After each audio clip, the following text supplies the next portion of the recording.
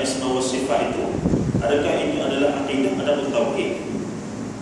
Satu lagi yang kita belajar hari-hari ini, iaitu kita belajar apa? Halal, haram, harus, makruh, halal, haram, harus, makruh dan juga sunnah itu, adakah ia adalah ilmu syariat ataupun ilmu fiqh? Ada itu perbezaan yang asas yang disebabkan kita di peringkat awal kita tak selesai tentang pembahagian itu, maka akhirnya banyak mudah sangatlah kita jadi tak jelas. Lepas tu kita belajar tasawuf, lepas tu kita belajar benda yang tinggi-tinggi, sedangkan pembahagian antara akidah dengan tauhid belum jelas, dan juga syariah dengan fiqh, apatah lagi usul fiqh pun tak jelas. Jadi saya akan cuba lukiskan, kita minta kalau Abang Fikri tolong angkat. Di sesi kedua kita akan dalam setengah jam gitu. Bagi ini pun bola ni tak tenang ke? Agak tenang. Tak mungkin. Terima kasih.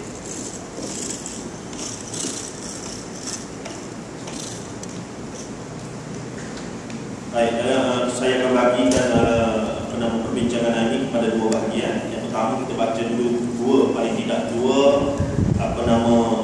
ciri keutamaan dalam mempelajari ilmu yang dikatakan oleh Syekh Yazid Abdul Ghani Jawas. Dia telah merujuk kepada Al-Imam Ibn Qayyim Al-Jauziyah yang kita semua telah tahu. Yang Al-Imam Ibn Qayyim Al-Jauziyah ini dia wafat tahun 751 Hijrah, anak murid kepada Syekhul Islam Ibn Taimiyah rahimahullah taala, yang tersangat prolific beliau ini. Ibn Qayyim banyak salah karang kitab, ratus lebih. Dan banyak kitab dia ini merangkumi hampir semua bidang keilmuan dalam Islam. Fiqh, usul fiqh, tasawuf, semua ada. Aqidah, usul, semua ada. Dan beliau ini sangat, bila kita baca karya beliau, dia sangat-sangatlah terpengaruh. Tidak lain kebanyakan karya dia terpengaruh dengan Ihya Ulumuddin daripada Al-Imam Ghazali rahimahullah ta'ala. Ada saya pun dalam grup ini. Itu memang satu kenyataan ya. Sebab kita melihat ada dua kelompok, sama ada terlalu memuja Ihya Ulumuddin sehingga menganggap ianya seolah-olah sastra macam Al-Quran, tak ada salah langsung. Dan yang kedua, golongan yang tak nak pakai langsung. Dan biasanya ulama-ulama Saudi yang dikatakan Salafi ataupun itu tu, biasanya mereka memang, bagi contoh Syekh Dr. Ain Abdullah Al-Gharni yang karang buku Al-Ahzan, dalam buku dia salah satu buku dia memang disebut Ihya Ulumuddin antara kitab yang tak perlu dibaca, tak perlu dipelajari kerana ia memayang-mayangkan syariat Islam itu sendiri. Tapi kita nak mengimbangkan manhaj kita wasatiyah, kita nak melihat apa yang baik dan kita nak menolak dengan ilmu dan kita nak menerima dengan ilmu. Itu manhaj kita yang kita nak bawa di surah Al-Muriyah, supaya siapa pun mengajar, tak kisah siapa mengajar pun, dan dia boleh mengajar dari siapa, biar macam mana. Takkan kita nak mahu nak tunggu pula. Maksudnya tak, tapi kita itu sebagai pendengar nak menilai bahan-bahan yang diberikan. Nampak cerita macam atas langit, khayalan sangat, kita pun tahu ni tak boleh terima sangat dengar, sedap telinga sunnah. Awal-awal dia tak nyata kabul sumber tu daripada mana, kitab mana sebut dan sebagainya. Maka kita pun dengar gitu ya. Tapi nak ambil benda tu sebagai hujah, nak bawa benda tu pula nak sampai kepada orang lain, nak kita reason. Ada? Itu kaedah kita, wasati. Jadi nampak Ihya Ulumuddin ini memang ramai yang terlalu memuja, khususnya golongan aliran pondok di Malaysia, kerana memang ulama-ulama pondok Melayu di Nusantara ini memang sangat terkesan dengan Ihya Ulumuddin dan kebanyakan karya-karya Imam Ghazali rahimahullah ta'ala. Memang kalau tengok apa dia, Sayyidus Salikin bagi contoh, ada Syekh Usman Al-Albani itu, kebanyakan lagi kitab-kitab yang memang adalah terjemahan, adaptasi, lepas tu dia tambah pula ilmu-ilmu dia sendiri untuk daripada Ihya Ulumuddin. Ada dia terjemah, dia adaptasi pula, lepas tu dia tambah pula pandangan-pandangan mereka. Maka tak mustahil, tak pelik lah maksudnya. Kenapa tak jadi begitu? Cuma kita nak tengok ini, adakah bila benda tu bukan Quran dan juga bukan hadis, boleh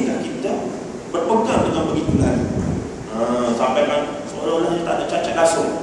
Dan juga bolehkah sebuah kitab yang begitu hebat itu Ihya Ulumuddin yang sudah diperakui dia punya sumbangan ke dalam keilmuan Islam, kita pada masuk seolah-olah yang tak guna langsung kita Ihya Ulumuddin. Betulkah sikap yang begitu? Sebagai tulabul ilm, kita ialah orang yang mendengar, orang yang mencari ilmu, orang yang nakkan kebaikan hikmah, maka kita mengambil sikap tengok, mengambil sikap wasatiyah. Iaitu mengambil sebanyak-banyak mungkin perkara yang baik dan menolak segala perkara yang tidak baik. Ihya Ulumuddin tidak mampu disangkal memang pengaruh kitab ini ke dalam keilmuan Islam selepas tahun 500 ataupun 505 Hijrah itu. Tahun Imam Ghazali meninggal dunia abad ke-5 atau ke-6 Hijrah itu memang sangat jelas dia punya pengaruh. Boleh kata setiap ulama-ulama besar yang kemudian dia mengarang kitab mesti ada pengaruh daripada Ihya Ulumuddin. Ada antaranya siapa? Ihya Ulumuddin ini besar. Kemudian ada Al-Imam Al-Jauzi, Imam Ibn Jauzi, pengarang kitab Talbisul Iblis, pengarang kitab Talbisul Iblis, pelintan syaitan itu, pelintan iblis. Pengarang kitab juga Sayyidul Khatir, antara kitab besar yang hebat.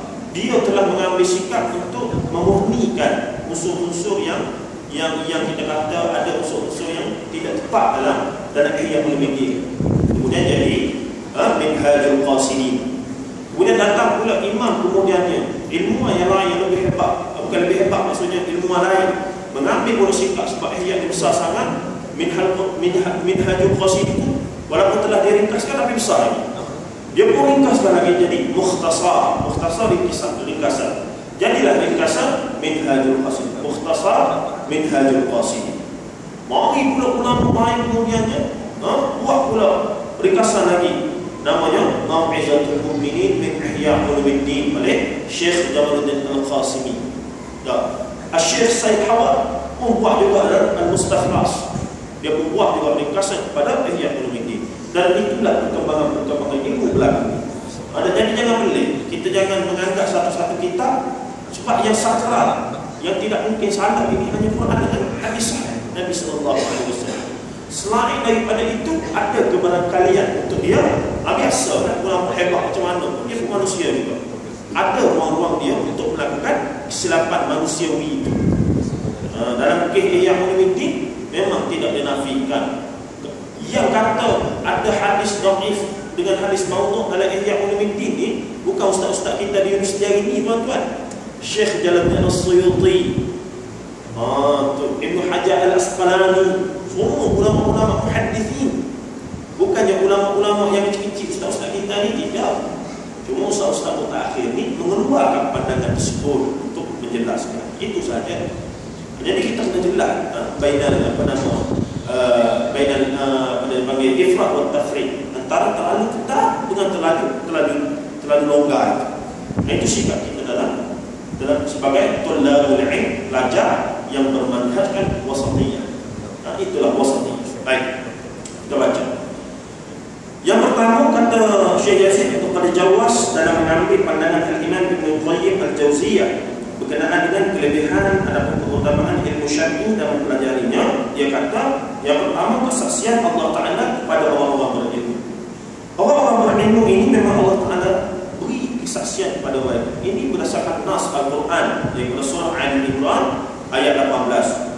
A'udzu billahi minasyaitonir rajim. Syahidallahu annahu la ilaha illa huwa wal malaikatu wa ulul ilmi qa'iman bil qist.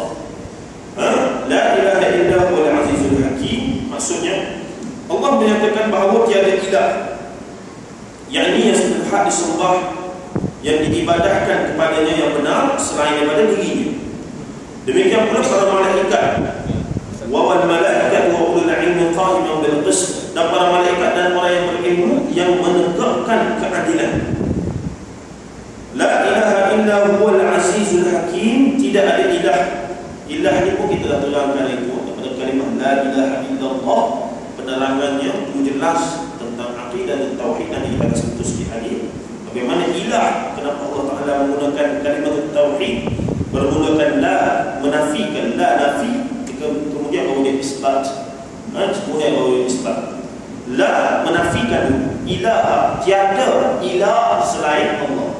Dia nafi dulu baru dia isbat. Itu ada kaedah bahasa di sana yang menunjukkan betapa kalimah la ilaha illallah ni benar-benar adalah kita kata kunci kepada syurga, pintu syurga. Ada kitab apa nama Jawi itu, ada kunci syurga tu, mengambil daripada kalimah la ilaha illallah. Dan ada hadis sahih, man akhiru kalam qala la ilaha illallah dakhala jannah. Abu Dzar Al-Ghifari, antara hadis yang Rasulullah sebut pada dia yang disimpan hingga ke akhir hayat dia, disimpan hingga ke akhir hayat dia, itu siapa yang berkata la ilaha illallah dan tidak pernah mensyirikkan Allah, walaupun dia fasik, walaupun dia tidak pernah beribadah dan sebagainya, akhirnya masuk syurga. Tapi Abu Dzar tidak menyampaikan kepada manusia, kerana bila sampaikan dia takut manusia akan malah beribadah. Mereka ada buat apa? Dia akan berakidah dengan akidah tauhid. Sudah. Dan sebab confirm masuk syurga. Ada, kita tidak mensyirikkan Allah, buat apa nak beramal dan ibadah dan beramal soleh? Nyusah kawalan. Jadi mungkin ada orang berfikiran begitu. Tapi Abu Dzar Al-Ghifari ketika di akhir hayat beliau juga telah meriwayatkan hadis tersebut kerana dia takut masalah yang lebih besar ini. Ada hadis-hadis sahih yang menyatakan kalau ada ilmu dia tidak menyampaikan, maksudnya ada sekian-sekian, maksudnya ada larangan daripada Rasulullah untuk sesiapa yang ada ilmu dia mesti juga menyampaikan. Jadi dia sampaikan juga hadis tersebut. Namun itu sikap para sahabat Nabi sallallahu alaihi wasallam. Pada ayat di atas Allah Ta'ala meminta orang yang berilmu bersaksi terhadap sesuatu yang sangat agung untuk diberikan kesaksian, yaitu keesaan Allah Ta'ala. Ini menunjukkan keutamaan ilmu dan orang-orang yang berilmu. Maksudnya orang-orang yang berilmu sahaja yang akan boleh memahami keesaan Allah Jalla wa'ala. Dengan ilmu dah seseorang itu dapat memahami keesaan Allah Ta'ala. Baik, selain itu ayat yang juga memuatkan jalangan ataupun pandangan Allah. Ayat tersebut juga memuatkan pandangan Allah tentang kesucian dan keadilan orang-orang yang berilmu. Ayat tersebut juga daripada surah Al-Imran tadi menunjukkan Allah Ta'ala memperakui akan kesucian dan keadilan orang-orang yang berilmu. Maksudnya sifat orang yang berilmu itu semestinya dia seorang yang adil dalam memberi pandangan, dalam membuat penilaian dan sebagainya. Orangnya benar-benar berilmu, tidak gombong, dan juga memberi pandangan yang adil. Itu sikap orang yang berilmu. Baik, sesungguhnya Allah hanya meminta orang-orang yang adil, yakni boleh dipercayai sahaja untuk memberikan kesaksian. Di antara dalil yang juga menunjukkan hal ini adalah hadis yang masyhur bahwasanya Rasulullah sallallahu alaihi wasallam bersabda, "Yahmilu hadzal 'ilma min kulli kharafin hudud, yanfuna 'anhu tahrif al-ghali wa intihal al-mubtilin wa ta'wil al-jahilin." Maksudnya ilmu ini akan dibawa oleh para ulama yang adil. Yahmilu hadzal 'ilma, dibawa akan ilmu ini. Yahmilu hadzal 'ilma min kulli kharafin hudud, dibawa akan ini, dibawa ini ilmu hadzal 'ilm, ilmu inilah maksudnya bukan min kulli kharafin hudud, daripada sekalian ulama ada pembawanya yang adil daripada setiap generasi. Yanfuna anhu tahrif al-ghali, mereka akan membanteras penyimpangan ataupun perubahan yang dilakukan oleh orang-orang yang ghulu. Ghali daripada perkataan ghulat ataupun ghulu, melampau. Wa intihal al-mubtilin, menolak kebohongan para pelaku kebatilan. Wa ta'wil al-jahilin, dan juga takwilan orang-orang yang jahil, orang yang bodoh. Hadis ini seakan-akan menunjukkan pengiktirafan kepada ahli ilmu bahawasanya mereka inilah yang akan menjadi penegak kepada syariat Islam, menjadi kita kata pejuang yang memperjuangkan Islam, dan juga menjadi kita kata pembanteras kepada tiga golongan tadi. Yang pertama dia golongan yang mereka yang melampau dalam membuat perubahan, ataupun mereka yang melampaui batas dalam agama. Dan banyak ayat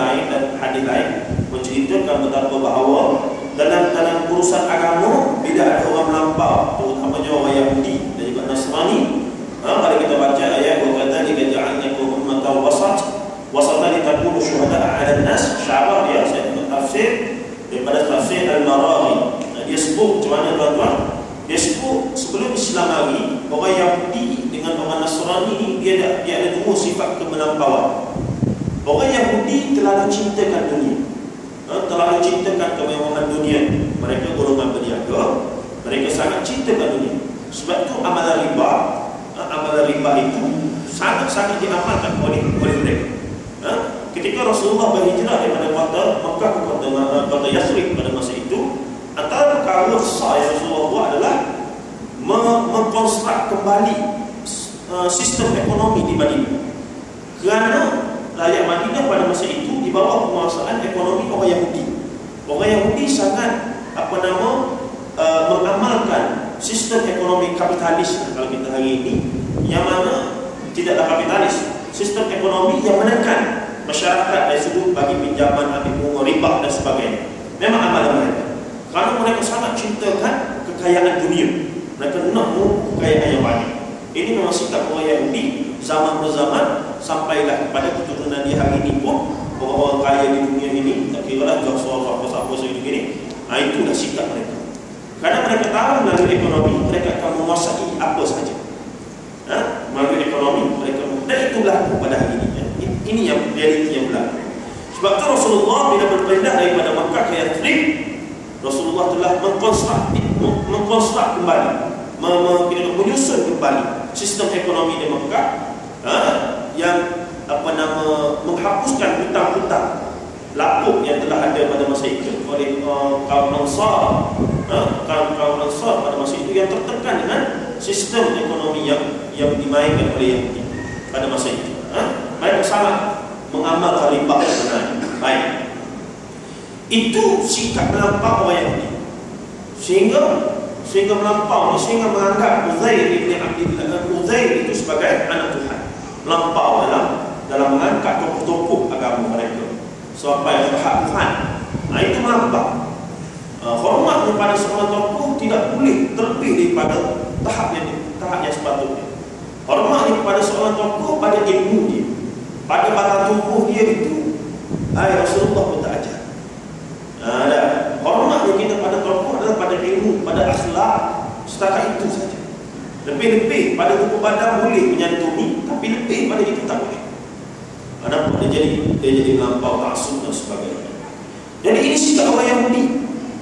Bila dia mengangkat tokoh-tokoh dan juga mengamalkan sistem-sistem yang akhirnya merugikan diri, menyebabkan orang lain tertindas. Dan itu tujuan Islam dari syariat Islam tidak lain adalah untuk keadilan. Sebab itu ilmu adil al-qist, al-adil dengan al-qist, dua istilah yang Allah Ta'ala guna untuk menisbahkan tentang keadilan. Al-qist, ada orang letak nama-nama anak Qistina, itu keadilan. Al-adil dengan al-qist adalah keadilan. Melampaunya orang Nasrani sebelum datangnya Islam, sebelum Yahudi dengan Nasrani bergabung, tuan-tuan, asalnya Yahudi dengan Nasrani ini tak ada. Tak ada. Tapi kemudian setelah lama, kemudian mereka boleh hidup bersama. Era Rodri pada masa itu selepas Islam, mereka boleh berbaik, dan hari ini mereka berbaiklah untuk menentang Islam. Jadi melampaunya orang Yahudi pada masa itu kerana cinta bersama dunia. Melampau cinta dengan dunia, kemewahan dunia dan sebagainya, hingga sampai menindak orang lain. Melampaunya orang Nasrani dalam benci pada dunia. Melampaunya orang Nasrani bencikan keduniaan dan kononnya terlalu nak kejar akhirat, terlalu nak kejar kita kata hidup zuhud. Sebab tu ada aliran kalau baca Madza khasiral alam bil hiqa'il muslimin, karangan Sayyid Abdul Hasan Ali An-Nadwi, orang Islam kena tahu lah kita ni. Madza khasiral alam bil hiqa'il muslimin, apakah kerugian umat Islam selepas kemunduran Islam? Apakah kerugian dunia akibat daripada kemunduran umat Islam? Madza khasiral alam bil hiqa'il muslimin. Kita yang dikarang oleh Al-Marhum Al-Syekh Sayyid Abdul Hasan Ali Al-Hasani An-Nadwi, seorang tokoh yang sangat besar hebat. Dia cerita bagaimana orang Nasrani sebelum Islam lagi adalah orang yang kononnya sofis, orang yang buat langsung ke dunia. Para rahib mereka ni Bahkan kalau mandi pun itu dah menyalahi daripada ajaran agama. Kenapa? Kerana Jesus Christ, Nabi Isa Al-Masih yang dibayangkan oleh mereka itu sebagai anak Tuhan itu sifatnya sangat zuhud. Pakaian cuma capek, mandi pun tidak, makan hidup dalam keadaan terseksa. Dia menyalin diri dia kerana apa? Kerana nak menebus dosa anak-anak dia. Dia sebab dia salin, dia menyalin diri dia itu tidak lain dikatakan kerana nak menebus dosa yang akan dibuat oleh penganut-penganut anak-anak dia, orang Kristian itulah. Maka ada aliran mazhab dalam Kristian sebelum datangnya Islam adalah mereka yang terlalu mencikan dunia. Hidup mereka hidup, makan, minum, apa semua dia hidup mereka gitu. Ini zuhud lebih pada orang sufi. Sebab itu adalah pandangan yang menyatakan aliran sufi yang nampak sofis, sufasnaiyah istilah. Ada pengaruh daripada golongan. Ada pandangan yang menyatakan golongan sufi yang nampak, yang buang langsung dunia, hidup dalam khayalan mereka, tidak mahu duduk dengan masyarakat, kahwin tak nak, apa tak nak. Ada unsur-unsur sofis tadi. Sebab itu Islam, bila Islam lagi, Islam menyantuni kedua aliran ini. Kamu beribadat kepada Tuhan, janganlah sampai kamu tinggal dunia, kerja apa semua perlu. Tanggungjawab pada masyarakat, tanggungjawab pada kedua ibu bapa, ini perlukan kerja, perlukan duit dan sebagainya. Tapi Islam juga ajar mungkin bekerja untuk dunia apa semua ni adalah untuk kecukupan dan tidaklah melampau sehingga tinggal pula amal ibadah kepada Tuhan. Tengok Islam aja. Wa kadzalika ja'alnakum ummatan wasat. Ini rahsia dia. Bila Islam hari, Islam mengimbangkan antara kedua kita kata kedua sikap melampau itu, golongan Yahudi dan juga Nasrani. Terlalu cintakan dunia hingga tinggal langsung urusan akhirat, sehingga buat zalim kepada orang lain tak ada masalah. Asalkan bukan anak negara kita, orang lain hantar. Itu sikap orang Yahudi. Dan juga terlalu membuang dunia, orang yang cintakan akhirat, sehingga buang jadi menyusah orang, mandi pun tidak, apa sebagainya. Baik kita tahu dreadlock, rambut dreadlock, orang tahu kan? Itu yang dia pintar. Itu ada dia punya falsafah daripada mazhab-mazhab dalam Kristian. Golongan-golongan yang tak mandi, yang mengumpulkan, memanglah buat rambut dreadlock tu tak boleh nak mandi. Dia dah mati, dia bakar rambut dia tu. Ada falsafah dia.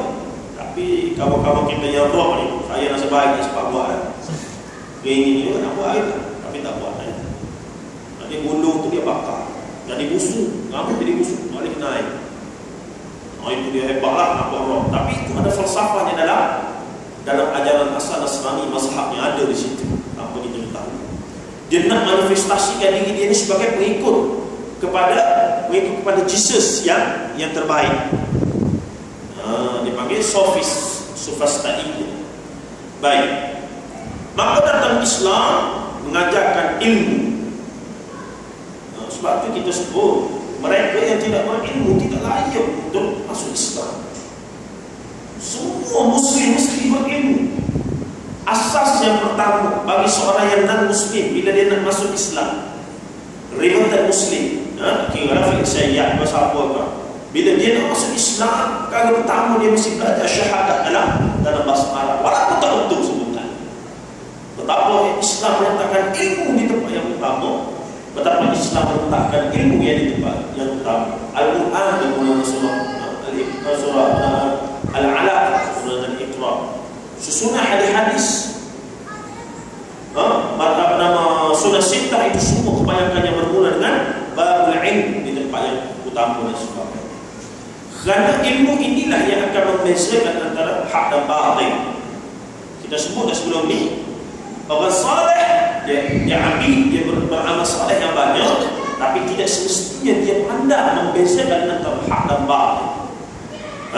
Ada orang saleh dia tidak alim, tapi ada orang alim tetapi dia tidak saleh. Dia alim, dia ibadah lebih kurang, tapi dia alim, dia pandai membezakan hak dan batil.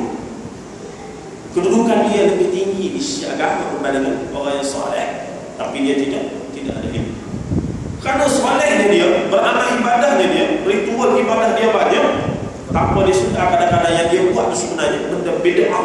Dia ditegah dalam agama, tapi dia rasa okey sebab benda agama masalah. Ada. Baik. Itu biasanya. Baik, itu yang pertama. Betapa Allah Ta'ala sendiri mempersaksikan keutamaan orang yang beriman. Baik, kita tengok yang kedua sebelum kita pergi ke untuk penerangan mengenai papan kita ini. Yang kedua, orang yang berilmu Allah Ta'ala angkat darjat. Allah Subhanahu Wa Ta'ala mengkhabarkan secara khusus tentang diangkatnya darjat orang yang berilmu dan beriman. Lalu firman Allah Ta'ala, Ya ayyuhalladzina amanu idza qila lakum tafassahu fil majalisi fafsahu yafsahillahu lakum wa idza qila anshuzu fanshuzu yarfa'illahu alladhina amanu minkum walladzina utul ilma darajat wallahu bima ta'maluna khabir. Maksudnya, wahai orang-orang yang beriman, apabila dikatakan kepadamu berilah kelapangan dalam majlis, maka lapangkanlah nescaya Allah akan memberi kelapangan untukmu. Dan apabila dikatakan berdirilah kamu, maka berdirilah, nescaya Allah akan meninggikan orang-orang yang beriman di antaramu dan orang-orang yang diberi ilmu pengetahuan beberapa darjat. Dan Allah Maha mengetahui apa yang kamu kerjakan. Surah Al-Mujadilah ayat 9. Rasulullah SAW kemudian bersabda, Inna Allah yarfa'u bihadzal kitab aqwaman wa yadha'u bihil akharin. Maksudnya, Inna Allah yarfa'u bihadzal kitab, sesungguhnya Allah mengangkat bihadzal kitab, dengan kitab ini yang di Quran, aqwaman, sesuatu kaum, beberapa kaum, beberapa kaum. Inna Allah yarfa'u bihadzal kitab bi aqwan, sesungguhnya Allah mengangkat bihadzal kitab, dengan Al-Quran ini, kitab ini yang di Quran, aqwan, beberapa kaum. Ini janji Allah Ta'ala. Wa yad'u bihi akharin, dan Allah pun mentaifkan, wa yad'u, Allah melemahkan atau merendahkan beberapa kaum juga dengan Al-Quran. Ini janji Allah melalui hadis yang diriwayatkan oleh Muslim daripada Umar bin Al-Khattab. Allah Ta'ala menjanjikan kaum yang menjadikan Al-Quran sebagai sumber kehidupan mereka, dan apa juga dalam kehidupan mereka itu Allah menjanjikan bahawa Dia akan mengangkat kaum tersebut. Dan mereka yang dengan Al-Quran juga Allah Ta'ala akan merendahkan beberapa kaum yang baik. Ada satu kisah yang menarik tuan-tuan yang disampaikan oleh Al-Imam Al-Khatib Al-Baghdadi, seorang imam yang besar dalam kitabnya Al-Faqih wal Mutafaqih. Al-Faqih, orang yang faham agama, Allah mafaqihu fid din, ataupun man yuridillahu bihi khairan yufaqihu fid din, hadis Nabi sallallahu alaihi wasallam. Siapa yang Allah Ta'ala berkehendakkan kebaikan padanya, man yuridillahu bihi khairan, siapa yang Allah Ta'ala berkehendakkan kebaikan kepadanya, yufaqihu fid din, Allah Ta'ala akan faqihkan, Allah Ta'ala akan memahamkan dia dengan agama. Faqih itulah asal. Adapun ada kaitan dengan al-fiqh, fiqh al-islami. Baik, kita tengok. Baik. Jadi dalam kitab Al-Faqih wal Mutafaqih, Al-Khatib Al-Baghdadi telah mendatangkan satu kisah seorang di zaman itu yang leher dia cacat. Cacat macam mana Allah Ta'ala tidak diterangkan. Tapi kecacatannya itu sering menjadi bahan tertawa orang, sering menjadi bahan ejekan daripada masyarakat pada masa itu. Kemudian ibunya berkata kepadanya, sebab dia selalu kena ejek ni, biasalah orang yang selalu kena ejek akan bahasa rendah diri dan sebagainya. Kemudian ibunya berpesan kepada dia.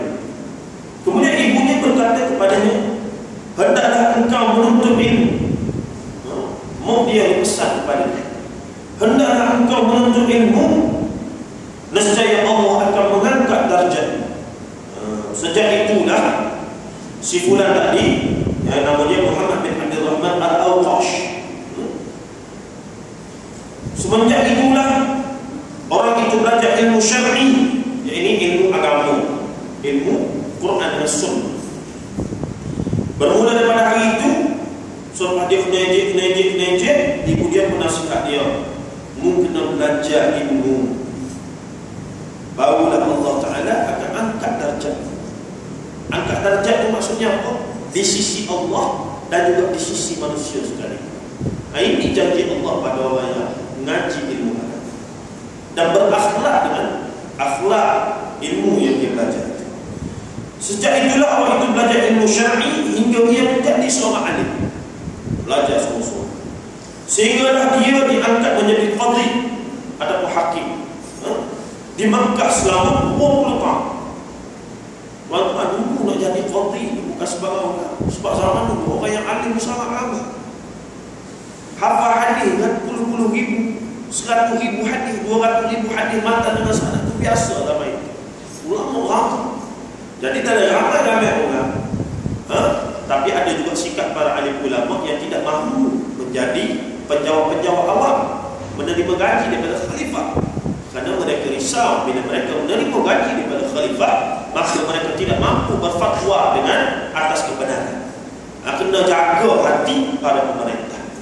Itu yang berlaku Imam Ghazali, yang berlaku pada Syekhul Islam Ibn Taymiyah, yang berlaku pada Al-Imam Nawawi, dan banyak lagi ulama-ulama yang hebat sebenarnya mengambil sikap hidup mereka sederhana, membiayai hidup mereka dengan perniagaan keluarga, tapi mereka tidak pernah untuk minta dengan kerajaan apa-apa kebaikan. Melainkan kalau khalifah nak nasihat mereka, khalifah pemimpin nak pada mereka lah yang pergi untuk jumpa para alim ulama. Itu hebat ulama. Ini hebat ulama dulu. Al-Imam Ghazali mengasingkan diri, mengarang kitab untuk memberi nasihat pada raja yang namanya kitab Nasihatul Muluk. Dia tahu dia tak nak menentang secara terbuka Syekhul Islam Ibn Taymiyah, Al-Imam Nawawi dan beberapa ulama lagi menunjukkan penentangan, konfrontasi dengan pemimpin. Tapi Imam Ghazali dia mengambil sikap, aku tak nak berlawan, tapi aku nak menasihat. Nama kitab dia pun Nasihatul Muluk, nasihat kepada raja-raja. Jadi kalau kita tengok tindakan-tindakan ulama-ulama itu, kadang-kadang kita tengok dia ni tak pro kita ke, pro dia ke, pro ini. Wallahu a'lam, dia ada mauqif, dia panggil. Dia ada mauqif ni pada wakaf. Dia ada satu sikap yang diambil. Ya wallahu a'lam, dia dah fikirlah tu masalah mafsadah di mana lebih besar dan sebagainya. Baik. Jadi dia menjadi alim dan kemudian menjadi qadhi di Makkah selama 20 tahun. Kata Al-Khatib Al-Baghdadi, apabila ada orang pesadah-pesadah duduk di hadapan dia, maka gemetarlah tubuh mereka hingga berdiri tak mampu. Dia jadi qadhi hakim, berilmu andi haibah dia, darjat dia tinggi daripada manusia dan juga di sisi Allah, kerana ilmu tadi itu. Sampai kadang-kadang ada orang buat salah duduk depan dia, tak mampu duduk. Sampai kan terpaksa diri, maksudnya terdorong untuk diri kerana takut sangat pada ataupun kerana terkesan dengan haibahnya. Jadi namakan Muhammad bin Abdul Rahman Al-Awqash, orang yang cacat lahir dia tadi. Baik. Kemudian tuan-tuan dan puan-puan, yang akhirnya Imam Sufyan bin Uyainah, seorang ulama besar yang wafat pada tahun 198 Hijrah. Al-Imam Syafi'i wafat pada tahun 203 Hijrah. Dia lahir pada tahun 150 Hijri. Jadi Sufyan bin Uyainah adalah ulama yang hidup satu zaman dengan Al-Imam Syafi'i rahimahullah. Al-Imam Sufyan bin Uyainah menyatakan orang yang paling tinggi kedudukannya di sisi Allah di antara hamba-hambanya adalah para nabi dan para ulama. Ini diambil daripada Al-Ilmu Fadluhu wa Syarafuhu, kitab yang diambil perkataan dari Sufyan bin Uyainah. Ini adalah daripada kitab Al-Ilmu Fadluhu, ilmu dan fadilah, dan wa Syarafuhu, dan kelebihan-kelebihan. Baik. Namun di definisi ulama itu perlu dilihat secara menyeluruh. Sebab kualiti ulama, bila sebut ulama salaf ini ulama 3 generasi awal yang dekat dengan Nabi SAW. Kualiti mereka berbeza dengan kualiti yang dinamakan ulama mutaakhir ini. Ada lain. Sebab dahulu tak ada persatuan ulama apa. Kita ada persatuan ulama Malaysia. Saya timbalan ketua pemuda persatuan ulama Malaysia. Saya juga laga yang fikir sekali pelik lah. Tapi nak katanya kualiti itu. Sebab tu ada buku yang tulis siapakah yang sebenarnya layak digelar ulama pada zaman ini. Ada. Sebab ulama di pertama hijrah dia mereka yang menguasai Al-Quran dan juga hadis Nabi SAW. Mereka juga berperang, mereka juga berjihad dan sebagainya. Ulama generasi kedua, ketiga dah berubah. Ulama-ulama kemudian tahun 500 Hijrah, Al-Imam Ghazali rahimahullah ta'ala hujjatul Islam, bukan hanya menguasai ilmu syariat Quran dan Sunnah, tapi sains, fizik, matematik, astronomi, dia juga doktor, dia juga astronom, dia juga macam-macam ilmu dia kuasai. Tapi dia tidak terlibat dengan kualitas pada zaman itu. Syekhul Islam Ibn Taymiyah berjuang, memberikan fatwa, masuk penjara, berperang menjadi panglima perang, dan dia menguasai ilmu-ilmu agama dan memberi fatwa ketika dalam penjara hingga siap majmu' al-fatawa dia yang hebat itu hampir 20 jilid. Ini ulama. Dan kalau betul orang itu adalah ulama, tidak lain antara buktinya adalah karya-karya mereka. Karya-karya. Sebab itu mutaakhir orang membezakan antara ulama dan umara. Kita tengok balik ciri-ciri yang dinamakan kita tengok orang ulama itu apa kriteria yang dia sangat ketat tuan. Dia bukan orang tu boleh baca hadis 2-3 buah, pakai kopiah yang panjang, pakai jubah tu kita panggil ulama, tidak. Dia sangat ketat. Hatta pakaian ustaz di belah negara Arab itu sangat tinggi nilainya, kerana ustaz kadang-kadang lebih tinggi daripada profesor. Dia punya nilai, dia punya nilai keilmuan yang dipandang oleh orang. Sebab bila sebut profesor, seseorang itu hanya mahir dalam bidang dia saja. Tapi bila sebut al-ustaz, dia menguasai hampir semua ilmu-ilmu dalam keagamaan. Itu nilai. Beza tuan-tuan, sebab budaya kita ni berbeza. Baik. Allah berfirman tentang Nabi Yusuf AS, "Narfa'u darajatin man nasha' wa fawqa kulli dhi 'ilmin 'alim." Kami angkat derajat orang yang kami kehendaki, kata Allah. Dan di atas setiap orang yang berpengetahuan itu ada lagi yang maha mengetahui. Disebut bahawa tafsir ayat di atas adalah bahawasanya kami, yakni Allah, mengangkat darjat sesiapa sahaja yang kami, yakni Allah, kehendaki dengan sebab ilmu. Sebagaimana kami telah mengangkat darjat Yusuf AS di atas saudara-saudaranya dengan sebab ilmunya. Sebab ilmu dan Nabi Yusuf, ada para nabi itu menjadi mulia di sisi Allah Ta'ala. Lihat apa yang diperolehi oleh Nabi Isa AS yang berupa ilmu pengetahuan terhadap Alkitab, hikmah, Taurat dan Injil. Dengan dia Allah Ta'ala mengangkat Nabi Isa kepada mengutamakannya serta memuliakannya. Demikian juga apa yang diperolehi pemimpin anak Adam, yaitu Nabi Muhammad SAW, berupa ilmu yang Allah sebutkan sebagai suatu nikmat dan karunia-Nya. Allah Ta'ala berfirman, "Wa anzalallahu 'alaikal kitaba wal hikmah wa 'allamaka ma lam takun ta'lam wa kana fadlullahi 'alaika 'azima." Dan juga kerana Allah telah menurunkan kitab, yakni Quran, dan juga hikmah, yakni as-sunnah, kepadamu, dan telah mengajarkan kepadamu apa yang belum kau ketahui. Karunia Allah yang dilimpahkan kepadamu sangat besar. Wa kana fadlullahi 'alaika 'azima. Dan sesungguhnya karunia Allah itu ke atas kamu sangat besar. Memang dalam Quran banyak menggunakan istilah al-hikmah, al-kitab wal hikmah, dengan merujuk kepada al-hikmah itu kepada as-sunnah Nabi SAW. Baik, untuk ciri-ciri ketiga, keempat dan sebagainya kita akan sambung kemudian. Cuma saya minta pada tuan-tuan dan ke depan bagilah Pak Soal sampai dekat